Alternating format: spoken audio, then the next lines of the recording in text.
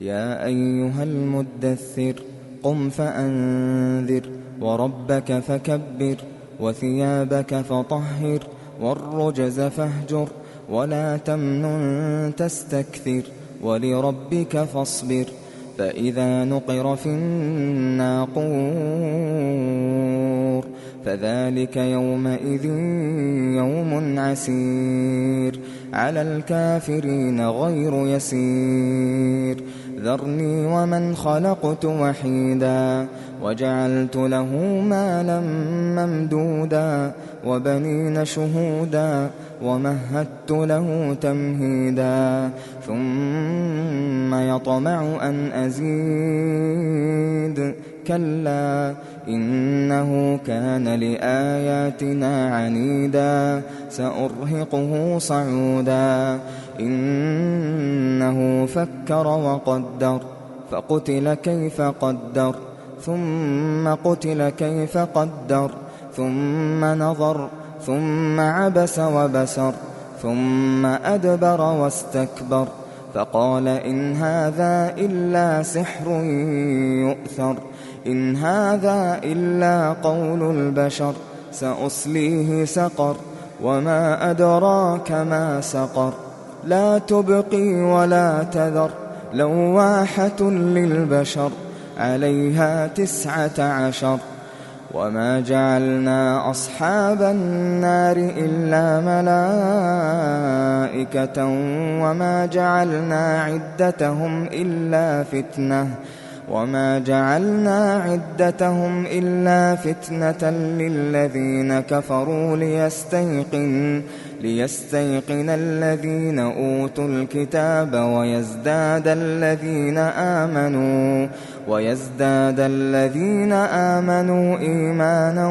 ولا يرتاب الذين أوتوا الكتاب والمؤمنون وليقول الذين في قلوبهم مرض والكافرون ماذا أراد الله بهذا مثلا كذلك يضل الله من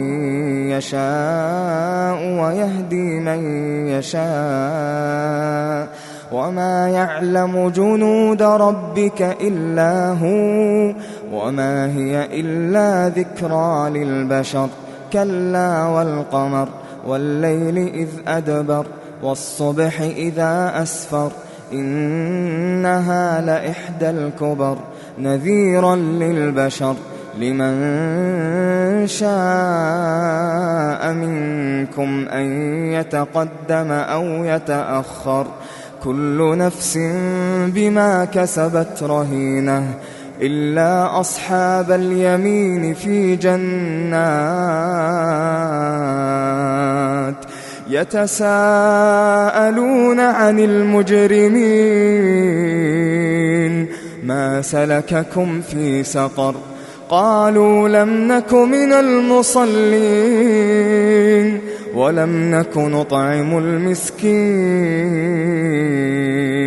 وكنا نخوض مع الخائضين وكنا نكذب بيوم الدين حتى أتانا اليقين فما تنفعهم شفاعة الشافعين فما لهم عن التذكرة معرضين كأنهم حمر مستنفرة فرت من قسورة بل يريد كل امرئ منهم أن يؤتى صحفا